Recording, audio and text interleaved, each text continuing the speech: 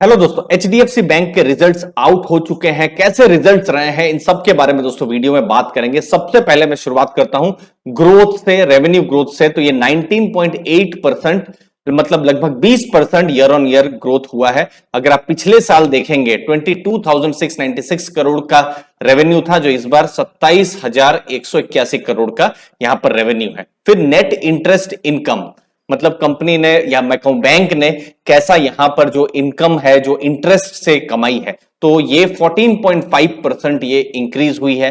फिर बैंक्स के लिए इंपॉर्टेंट है कि क्या वो लोन दे पा रहे हैं या नहीं, लोन ग्रोथ हो रहा है कि नहीं। तो 22.5% लोन ग्रोथ हुआ है। डिपॉजिट्स मतलब current account, saving account, fix deposits, तो यहां पर कैसा ग्रोथ हो रहा है, तो 19% से ऊपर का यहां पर ग्रोथ देखने को मिला है। फिर रिजल्ट्स आए हैं। रिजल्ट्स में एनआईएम देखना बहुत इंपॉर्टेंट हो जाता है, नेट इंटरेस्ट मार्जिन, जो कि एचडीएफसी बैंक के कम हो रहे थे। ये एक टाइम में 4.4 4.5% था, जो कि पिछली बार 4% हो गया था, लेकिन अभी भी ये 4% है। ठीक है, ये बढ़ा नहीं है, लेकिन ये नहीं घटना भी एक एक पॉजिटिव चीज है, क्योंकि इन्होंने अपना 4% को बरकरार रखा है। बाकी प्रॉफिट्स देखेंगे, इस बार का 9,196 करोड़ का प्रॉफिट आया है, जो कि 19% का ग्रोथ है। एसेट क्वालिटी मतलब एनपीए, तो क्रॉस एनपीए जो है 1.28% है। मैं यहां परसेंटेज लिख देता हूं, मैं भूल गया जल्दी जल्दी में। और नेट एनपीए 0.35% है। तो नेट एनपीए थोड़ा सा क्वार्टरली यहां पर इंक्रीज हुआ है। अब देखिए नंबर्स को मैं फिर से आपको मैं यहां पर दिखाता हूं इंपॉर्टेंट नंबर्स। तो जो मैंने इंटरेस्ट इनकम की बात कही थी, तो इंटरेस्ट इनकम 14.5% इंक्रीज हुए हैं। नेट प्रॉफिट जो मैं फिर से बता रहा हूं 19% इंक्रीज हुआ है। ये किसके साथ हम कंपेयर कर रहे हैं? पिछले साल अप्रैल मई जून 2021 को इस साल का अप्रैल मई जून 2022 के साथ।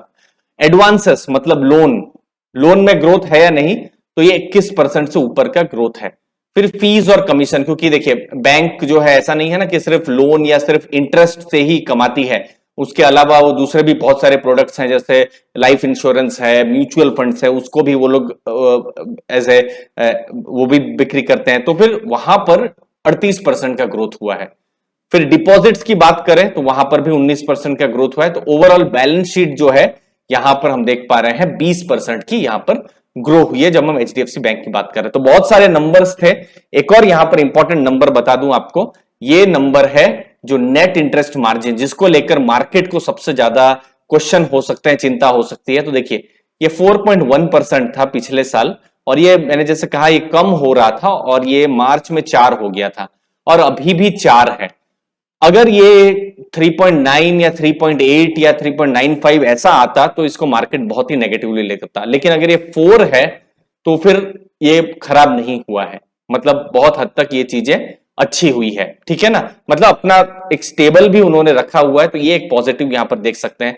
बाकी बैंक बहुत ज्यादा फ्यूचर पर, ग्रोथ पर वहां पर खर्चा कर रही है। इंप्लॉइज काउंट आप देख सकते हैं, ये भी बढ़े हैं। 1,23,000 पिछली बार थे, तो उससे 1,52,000 से ऊपर के इंप्लॉय कॉस्ट हुए हैं। अब जो टोटल फी इनकम जो आई है, उसमें होलसेल की कितनी है, रिटेल की कितनी है, तो रिटेल के 92% है। ठीक है, तो ये सब कुछ इंपॉर्टेंट आंकड़े हैं जो देखना जरूरी है। फिर लोन में कहां ग्रोथ हुआ है, तो देखिए पिछली बार आप देखिए रिटेल लोन में ग्रोथ ही नहीं था, 9% का था, जो अभी 21% का हुआ है। मतलब रिटेल जो है, रिटेल मतलब आप हम जैसे हम पर्सनल लोन लेते हैं, कार की लोन लेते हैं, तो ये लोन बढ़ना एक बहुत हद तक पॉजिटिविटी दिखा रहा है इकोनॉमी में भी। मतलब लोग लोन ले रहे हैं अपने ग्रोथ, अपने जो भी काम के लिए, बिजनेस के लिए लोन ले रहे हैं। कॉर्पोरेट्स भी लोन ले रहे हैं, और जो रूरल एरिया है वहां पर भी लोन ग्रोथ हो रहा है। कॉर्पोरेट में थोड़ा क्वार्टर ऑन क्वार्टर कम हुआ है, लेकिन ईयर ऑन ईयर अगर आप दोनों का लोन देखेंगे तो इंक्रीज हुआ है। तो ये एक इंपॉर्टेंट चीज है। ओवरऑल मुझे पता है बहुत सारे कंपैरिजन होंगे, यहां पर कहा जाएगा सोमवार को क्या होगा, मंगलवार को क्या होगा, लेकिन बहुत ही मैं इसको सिंप्लीफाई तरीके से मैं सोचता हूं कि अगर इंडिया की इकोनॉमी हम देख रहे हैं अभी 5 से 7%, 7.5% के बीच में ग्रो कर रही है, और एक बैंक उसमें से लगभग 2.5 गुना 18-19% से ग्रो कर रही है, तो फिर मंडे ट्यूसडे का सोचना ही मेरे ख्याल से वो गलत सोचने का रहेगा। क्योंकि अभी क्वेश्चन आएंगे कि मार्केट में ये गैप डाउन जाएगा या गैप अप जाएगा।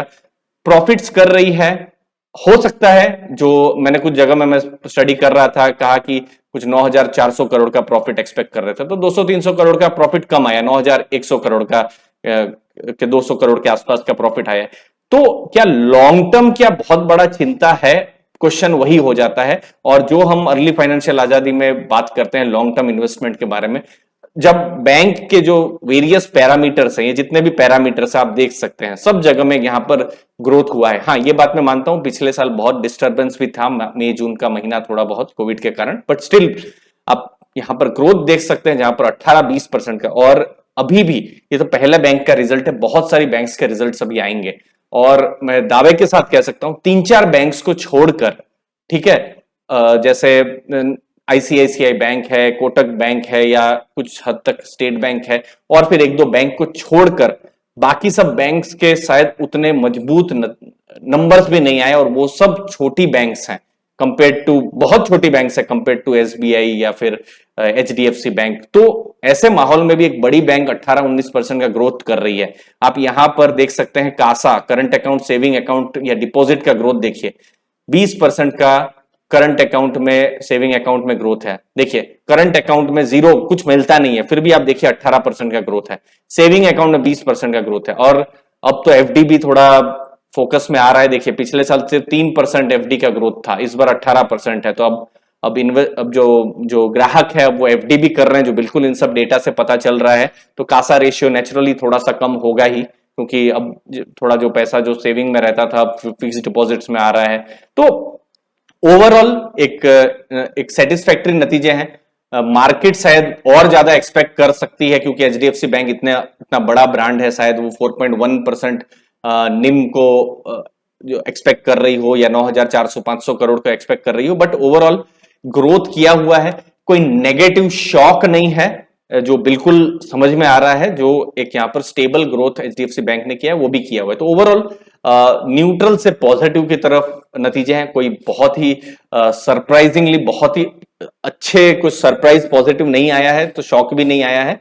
एक अच्छा खासा यहां पर ग्रोथ हुआ है जो हमको देखने को मिल रहा है। और मैं वही बताऊंगा, अभी बहुत सारे बैंक्स के रिजल्ट्स आएंगे, आईसीआईसीआई आएगा, कोटक आएंगे, एसबीआई, वो लोग तो एक्सपेक्टेड भी है शायद वो लोग भी अच्छा ही करेंगे।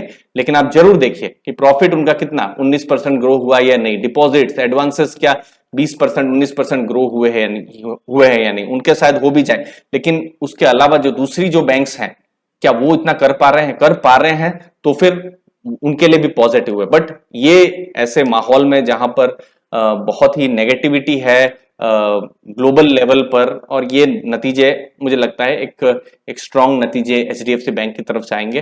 बाकी एक बार मैनेजमेंट कमेंट्री होगी, उसके बाद एनालिस्ट लोगों के जो लेटेस्ट टारगेट्स आएंगे वो सब टारगेट्स हम आपको बता देंगे आपके चैनल अर्ली फाइनेंशियल आजादी में। आपके समय के लिए दोस्तों बहुत बहुत धन्यवाद। Thank you.